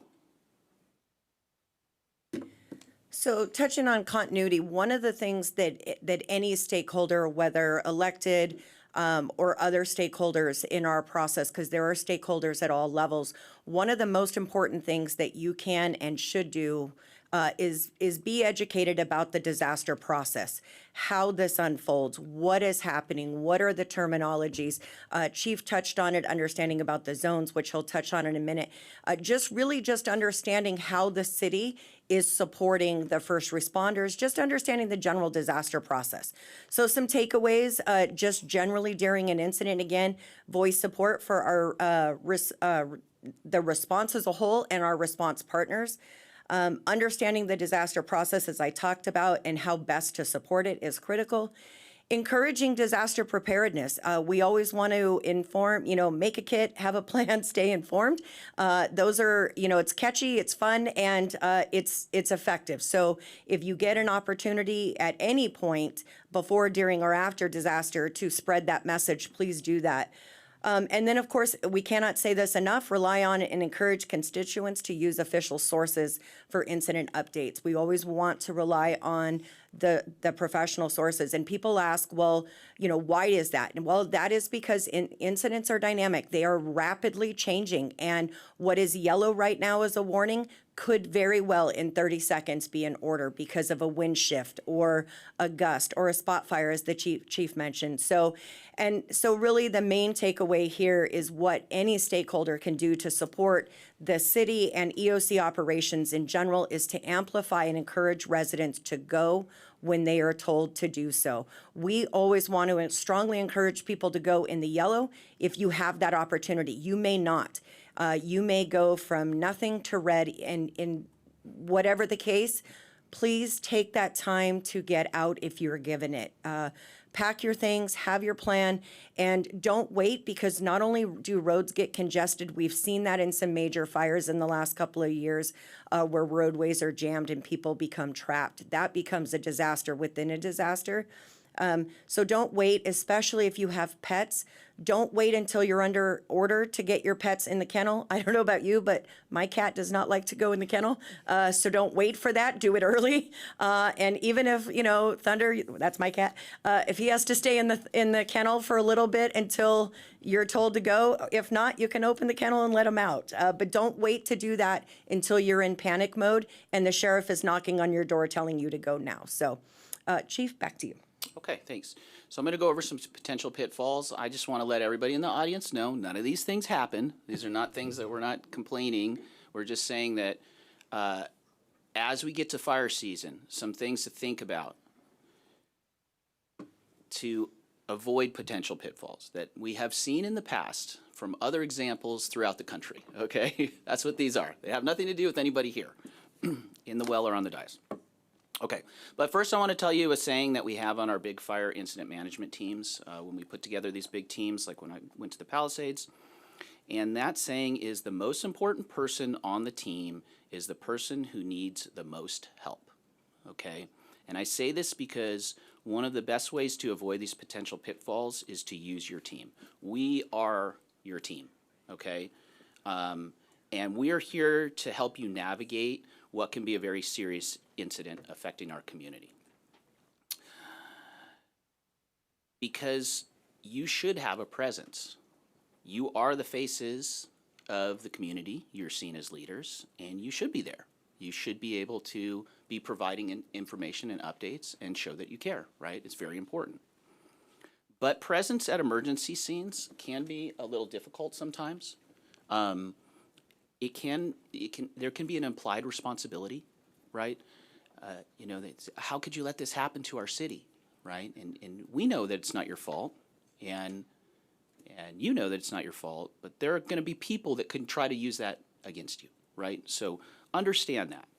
Also, it can be daunting to those in crisis to see an elected official. They may not be looking so hot. This may be midnight, this may be something, they may be highly affected. And if you're there and they wanted to meet you looking polished or in a situation where they could actually engage in conversation, it can be daunting. So just understand that, how that can be. Avoid being in areas that are under an evacuation order because it sends that conflicting message, right? If you want to go, we'll help you. I'll take you there, right? You want to go see the burned out area? That's what we're here for. We'll provide you that escort so that you're able to go and view those areas that you want to see and be that presence on the ground. Also avoid over-promising actions or outcomes. I'm going to tell you, it can get emotional when people are thinking about loved ones or pets that they may not see again, and you're trying to help out. And you're there, and you want to say something, and you can blurt out. It happens to firefighters too, all the time, right? We go to an emergency, and we say they're going to be okay. You know what? They may not be okay. That's life. Also, avoid individual messaging. Instead, amplify the first responder and city messaging. So put your spin on it, but utilize your messaging as we, the team. This is what we are doing. This is how we are all helping you. And this is how we as elected officials are going about the process. Finally, detracting away from the incident, and that can be for a lot of reasons. Sometimes it's political. We don't want anybody speaking on something until they know the facts, right? So sometimes you can get into a mode where you're wanting to help, or you're speaking on an item that we don't have the full facts. We don't want to give you the opportunity to not have that full information. Let us provide you the full information so then you can speak on it honestly and truthfully, and that'll help everybody out. So that is our stakeholder, and we've just learned these things over time. Again, this didn't happen to anybody. There's no one person that we're singling out or looking at anywhere in here, in this room whatsoever. But we have seen this happen in different counties and cities throughout California and over history, and they're just good lessons to learn. So I'm going to turn it back over to Diana for our community call to action. So for the community call to action, as I mentioned earlier, it really is important that you just start with a simple conversation with loved ones around the dinner table. And what is the plan? What if? Talk about the what if scenarios. What if this happened when mom's at work, dad's at work, grandma's at work? Talk about what if the kids are at school. Do you know what your children's school's emergency plan says? And so these are questions that you want to ask now in steady state. You don't want to wait till you're in crisis to ask these things. Most people have all of the things that they need, or a good percentage of what they need to make a solid emergency kit at home. They just don't have it all in the same place, right? So there are kits you can buy online, and if you're financially able to do that, that's completely up to you, but we encourage you to use what you have at home. Use the items that are comfortable and familiar to you. There are ways that you can get tips at ready.gov. You can come to moval.org/OEM. We have free resources on there that can guide you through making a kit and having a plan. And then staying informed, registering for city, county, and national alert and warning systems, being familiar with those, what they are, and I would like to point out to the members of the council and the community that after the Springs fire, my team and I, in coordination with city manager's office and the chief, are putting together a community forum. We are going to bring the message of wildfire resiliency to the Springs fire impacted community. We want to talk to you because we were very lucky during this incident, as the chief mentioned. Had some of those conditions changed even slightly, we might not be having the same conversation. We know this will happen again. The threat is real. So we are coming to you. We're going to bring the message of preparedness. We're going to talk about takeaways, things that people can learn, and give them tangible resources that night. So stay tuned. That will be happening in the next 30 to 45 days. Chief, I think that's you.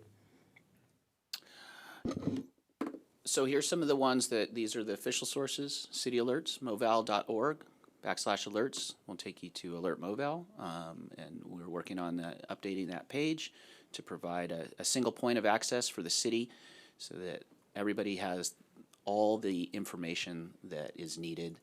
Alert Rivco, and then Genesis Protect, and then Watch Duty. Like I said, it's an unofficial source, but it's a good source. Genesis Protect is where the zones come from. So you may, like, what is the zone? Why do I need to know my zone? Okay, so again, we may say something like everything to the east of LaSalle, right? That's what we're telling RSO, but then that corresponds to zones. Well, where do we get the zones? Those zones are based on population, right? So that we know what type of size of population that we're evacuating. So anything that says MOE, that's Moreno Valley, that's city limits. The RVC, that's Riverside County stuff. So you can see the Riverside County zones are quite big, right? Because there's not a lot of people there, right? But then you get into MOE and we got a lot of people. So that's what the zones are, and that's where they come from, and that's what I'm selecting.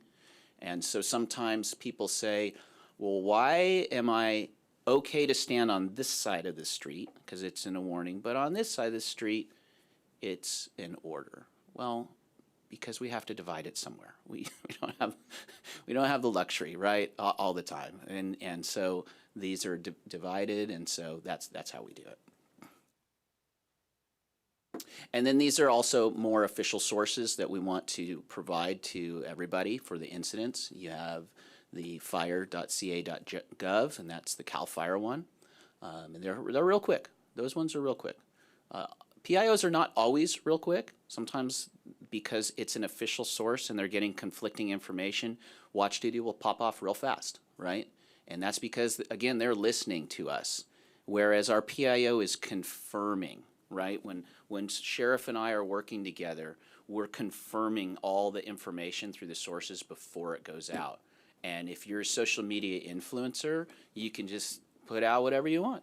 You're not liable for it. The Sheriff Station, Moval, and then Genesis Protect. And the one thing I'm going to click back to Genesis Protect because you can't really see it, but what it says up there in the little thing of the app is Humboldt. Okay, it's looking at Humboldt County in the little phone one. This is what's cool about Genesis Protect. It's nationwide, okay?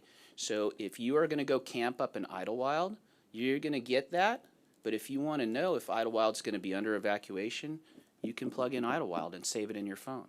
If you have a family member that lives in Malibu Canyon and you know that's a bad spot, right? You can put in Malibu Canyon. You can do those zones, and you'll get noticed, even if you're out of the area. So that's why Genesis Protect is a good thing, and I'm glad the county went to it. It's countywide.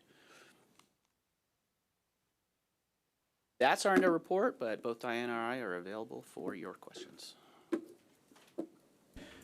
Thank you very much. Yes, a round of applause for our first responders, fire chief, emergency operations team, everybody that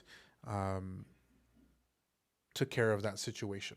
That was a very difficult situation, but certainly a model to follow for everybody else that is in these situations. So thank you for the presentation, and I'll look to my colleagues to see if there are any comments. If not, we can go to public comment first. Madam Clerk, do we have any requests to speak? We do, Mayor. The first three speakers are Ismael Gonzalez, followed by Christopher Baca, followed by Bob Palomares.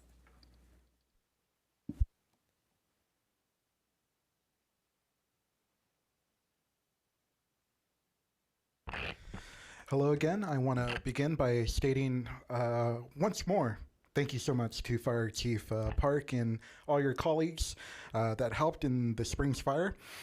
Just to go over some of the facts that were mentioned in the staff report, $2.3 million, right, gone because of this fire that could have been, well, you know, your own city staff in the general plan told you it's a very high fire risk, right? It only takes upwards of 25 miles per hour for it to go downhill, as it did with the Springs fire. The classification of MOE, it reached all the way to Gilman Springs Road, even across it for a little bit. Thank you, Fire Chief Park. The cause is under investigation to this day. As another colleague of mine in the back has said before, who benefits most from a fire in that spot? I will just say that you are considering adding 3,000 new homes, a school, golf course on that side of Gilman Springs under the Rancho Bellagio annexation project, which is owned by Edo Benzivi and Highland Fairview. Edo is already getting 40 million square feet of warehouses, which will increase the fire risk in that area. According to your own truck route map, the truck route is already in the map over there approved. Why, if you're gonna, AB 98, why are you gonna do that if you're gonna have 3,000 new homes out there right next to a truck route, right? These are all hypothetical houses, but you need to be considering that they are also, even though they're hypothetical, they are sensitive receptors. So you're putting people's lives at risk. No one was harmed in this fire, but like your staff stated, it's only a matter of time before it happens again. And you want to go ahead and give $5 million to some architects to design a public safety campus on that end? That's ridiculous. It's going to be owned by Edo. That land right beneath it, owned by Edo. This guy needs to get the fuck out, please. Just to put it, you know, bluntly, this guy needs to leave, go back to his own country, do whatever he wants in his own country. But he's not from Moreno Valley, so I'm not sure why he's trying to put people's lives at risk. 3,000 new homes, a golf course, a school on a fault line, and a very high fire risk, only a matter of time. You need to recirculate the general plan update because of this. This is another reason to do so. Send it. Thank you. The next speaker is Christopher Baca. Good evening again. I just want to commend our fire departments and all those resources that we had available. It was awesome watching it, watching how they contained it, and the loss of homes and so forth is just, I was actually getting depressed thinking this is going to go downhill real fast.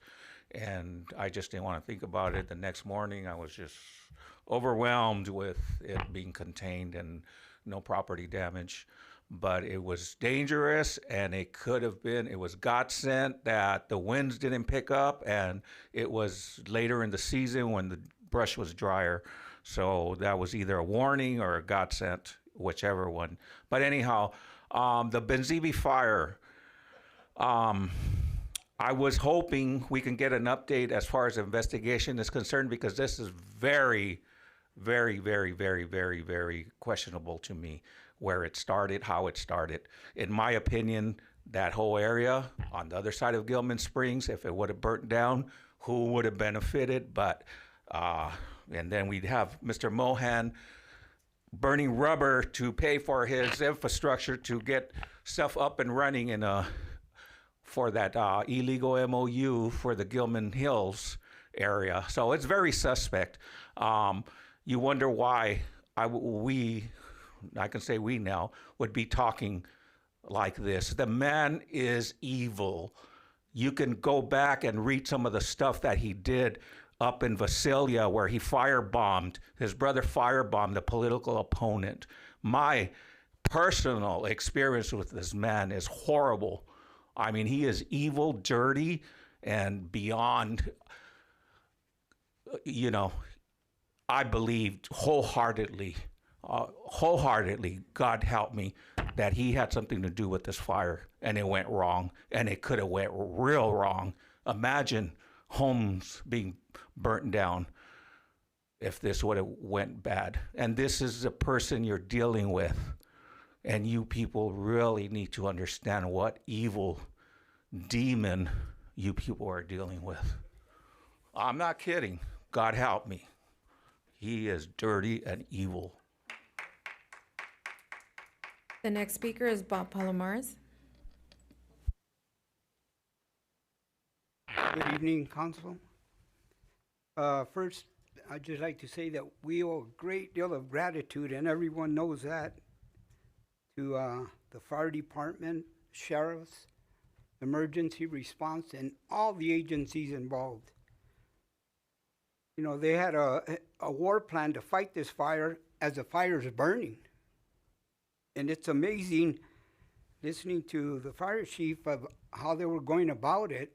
You know, I mean, it's moving here, it's over here, you know, and you got to stay on top of it. As close as it got to the homes, you know, there was a potential for property loss and maybe life. You know, when the Palisades fire was burning, I was watching the news because I was also seeing the one here, and there was some wind burning by the homes over there by, I guess it's where the homes and the brush was real close to them. But in the Palisades, they were showing the wind blowing and the flames, and the winds were burning homes 100 yards every 60 seconds.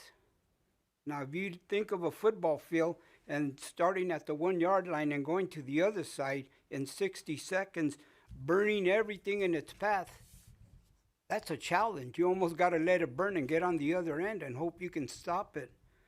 But it's just a coordination, like the chief said, that, you know, they were doing, and man, that's amazing.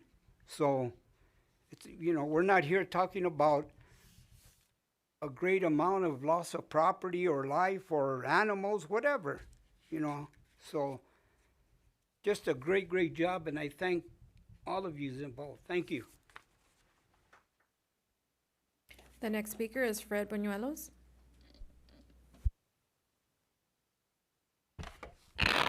Hello, everyone.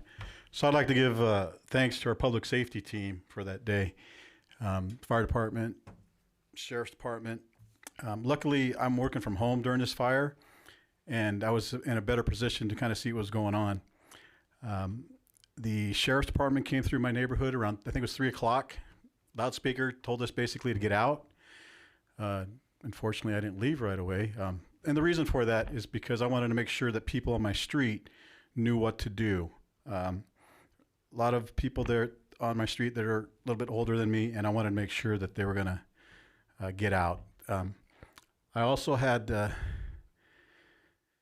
my cousin Linda. She knew that I was lived in that area, and she sent me some information, great information about these apps, which I didn't know about. I didn't know where to go to get regular updates of what was going on. I want to say that I'm going to give kudos, you know, where it's warranted. Later, I went back and I saw on social media that our mayor and Shalinda put some posts out. I appreciate that. You know, I haven't watched the whole thing, but in that type of situation where it's happening in real time, I didn't know where to go at first, but these apps are great. I got new information of the, Watch Duty and Genesis, great apps. Now I know what to do in the future. I'm glad that you guys are going to come back later and do some more information to let people know what to do in this situation. We went to LaSalle Sports Park, stayed there. We watched it, and yes, I'm guilty of coming back when we're still in the red zone, but I used my e-bike. Let me throw my e-bike in here. During this time, I was riding around the neighborhood, making sure, watching the fire myself, you know, and just like, it was my wife that said, we need to go, you know, and she was getting worried, and I said, okay, dear, we'll leave. And I think we left around 6 maybe to LaSalle Sports Park. And we were watching everything from over there, but it's a stressful thing, and I like to think that we did good. We can get better. We just got to know where to put our important stuff, be able to grab it, put it into our vehicles, and have it ready to go in case that ever happens again. I think this is our second fire that I've experienced since I lived here. And I appreciate you guys putting whatever you did on your social media. I got to give you kudos for doing that. But I just need to know where to get my regular updates. And I hope in the future that we get some more information of what to do. I love your presentation that you presented. I want to get a copy of that and take a look at it. That was just amazing stuff to take a look at of how you guys deal with this fire. But I want to thank you. And yeah, thank you. Our last speaker is Tatiana Flores.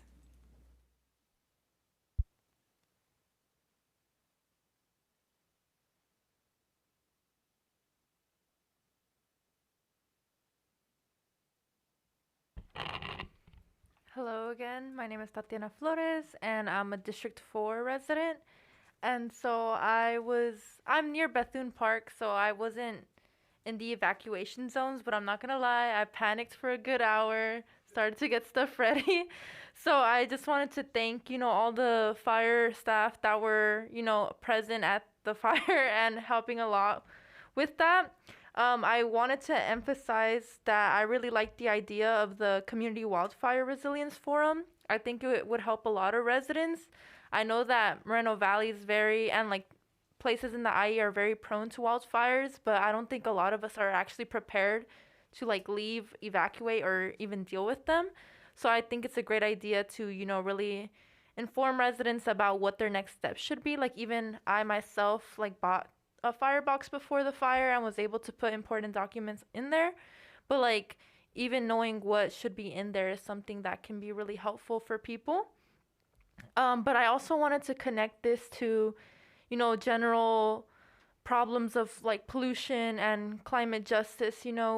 We have a lot of air pollution concerns in the area and they just become worse. And this is going to make wildfires worse as well. We have issues with the ozone, higher temperatures, climate change.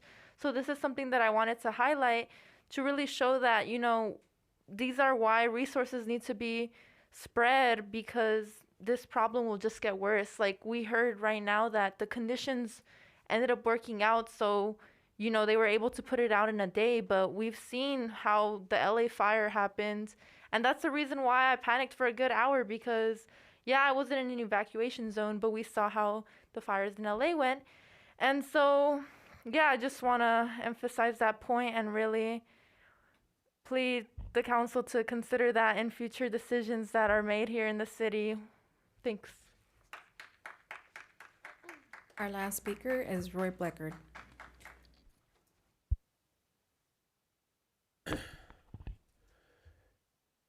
CAL FIRE, as they usually do, and pretty much everybody involved did an absolutely fantastic job fighting that fire.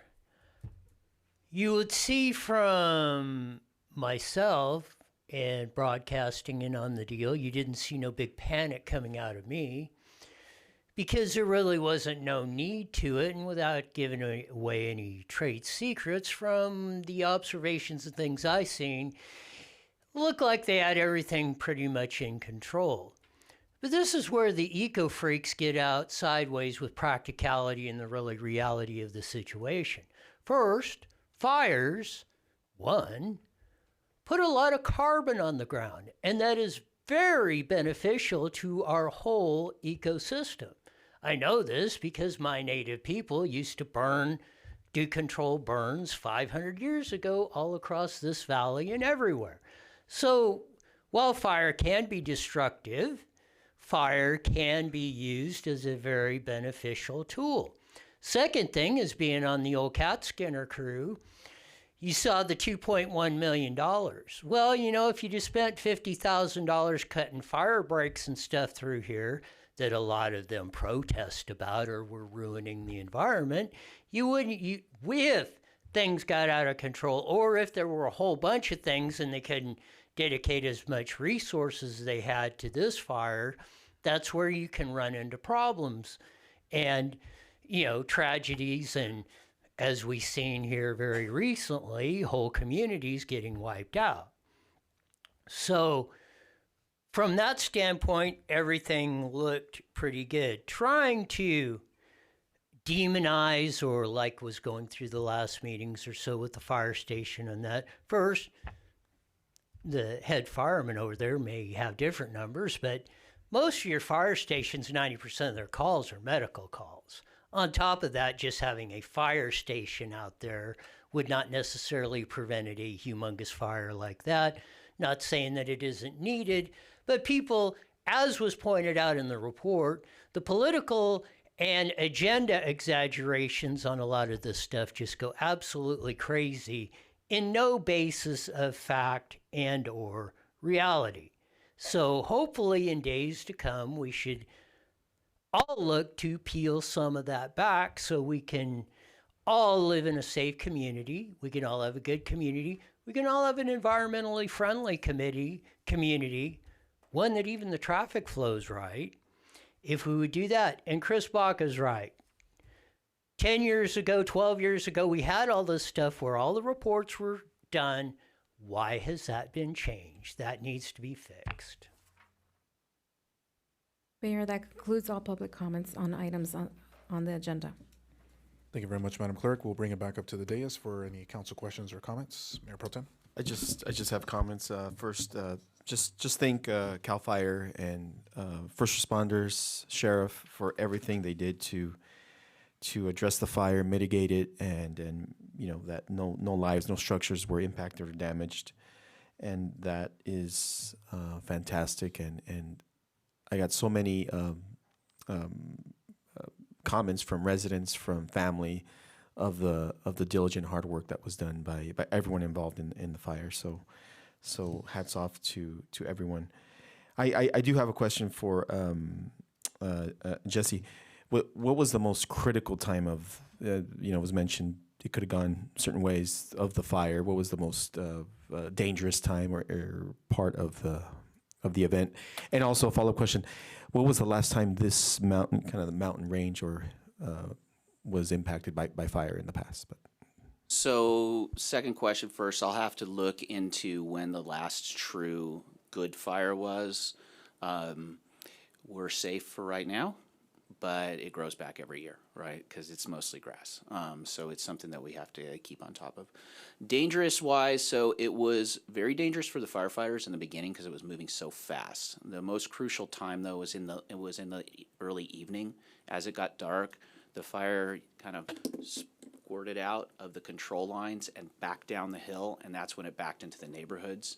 And that's when things get a little bit serious, because not only is it dark, now it's smoky, and fires at night look great, right? They're spectacular at night, so it heightens everybody's senses. Even the firefighters, we will mistake our acreage at night by a lot. You go to a fire in the day and we'll be like, that's a 5-acre fire. You go at night and you're like, that's a 25-acre fire because it looks so cool.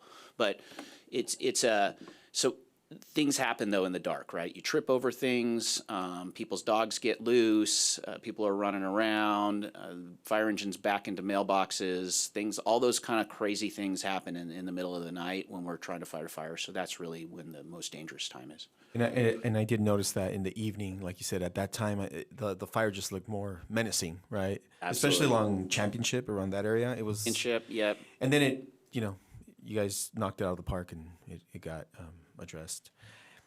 And also, I noticed one of the comments in the slides was that there are cities working, all the agents are working on an app, right? Kind of a one-stop shop. Is that what I read in the small print there?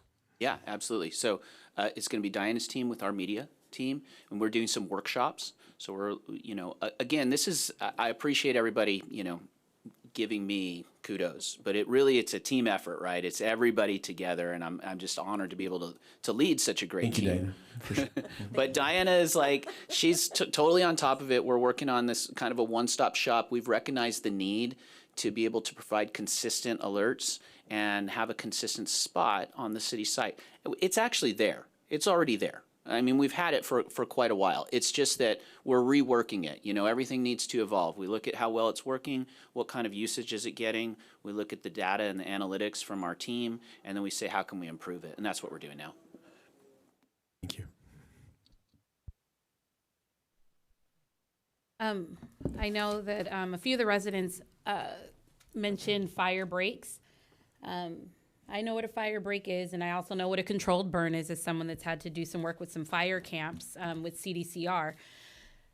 Can you explain whether or not this mountain had any controlled burns or fire breaks in recent years? Because I know when there's vegetation, if there's not a break in between, that's usually how it climbs or jumps. Yeah, so not the mountain. The mountain is state parkland. And so when we're talking about this, it's the responsibility of the property owner to either do the fuel modifications or apply for grants to do the fuel modifications, because it's terribly expensive. There's different ways to do it. So you can do a masticator and kind of chip it up. You can use a chipper. You can use a hand cut. And then you can do control burns, right, as well.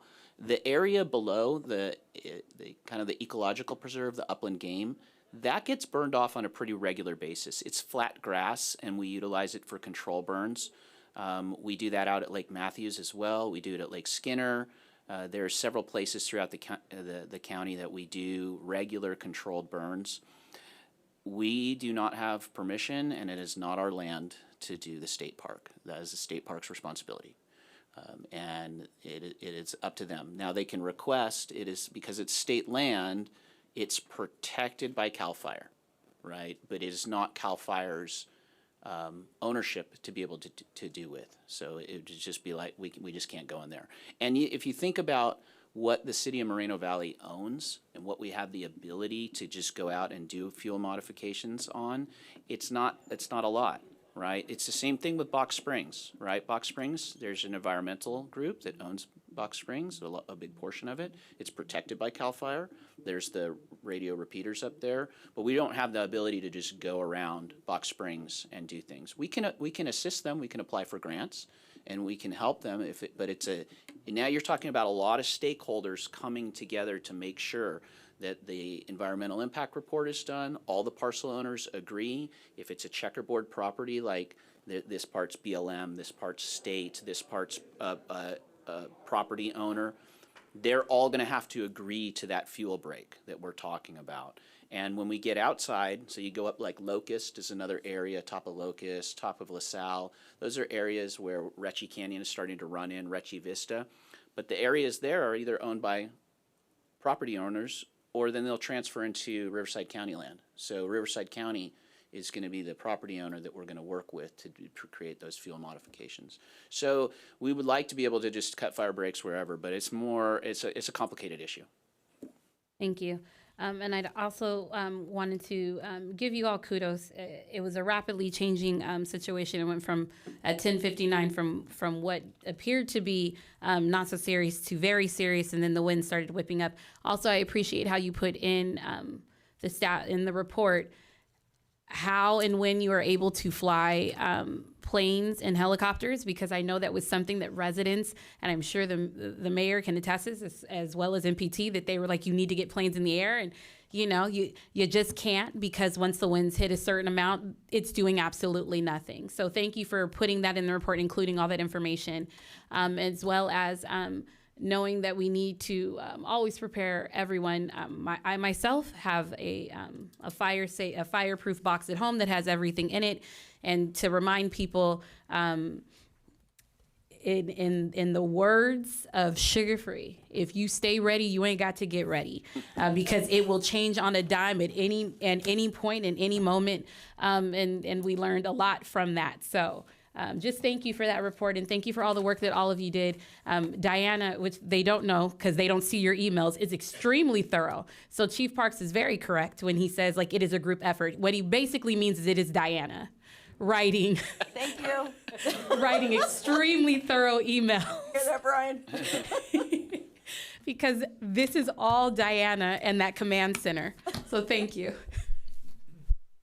Thank you. Appreciate it. Yeah, and once again, want to just say thank you to everyone involved. You know, Diana, Fire Chief, RSO as well, all the deputies that were out there, resources that were allocated. And I want to give also a special shout out to, you know, all of those agencies, even outside of Moreno Valley and Riverside County.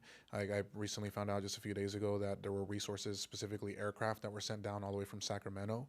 So just want to, you know, give a shout out to all agencies that were involved, from the governor's office all the way down, you know, that responded to the fire. And the question came up about when was the last time that the fire occurred out there. This might have been before you took over as chief, Jesse, but I believe it was under Ahmad. I was a council member at the time, and the reason why I remember this is because I was out there. I was up on Championship, and it's something you'll never forget, you know, when those kinds of things happen. It didn't get as bad as this one, of course, but it was pretty bad. It still got real close to Championship. It was threatening some of the structures up there, but, you know, that was put out, and no one was harmed. No structures were damaged either. So that's one that I recall, I want to say right around COVID, sometime around COVID, but we'll have to double check the dates on that. And then, yeah, just really looking forward to, glad to see in the slides about the forum. That'll be really, really good. And then all the information about the various alerts you can sign up for, the apps that you can download to make sure that we get up-to-date, accurate, verified information as quickly as possible. And last but not least, or second to last, also want to thank all those, the EOC. I think first and foremost it was the EOC, and also you know, the Red Cross was out there as well at Valley View High School for the shelter there that was used. I was out there as well, and, you know, got a chance to talk to some of the families, and one of the families mentioned how they've unfortunately been involved in different evacuation situations, and this Valley View High School site, they said, was the most well-organized site that they had ever seen. So just, again, a testament to the work that Diana, your team, everybody did that day.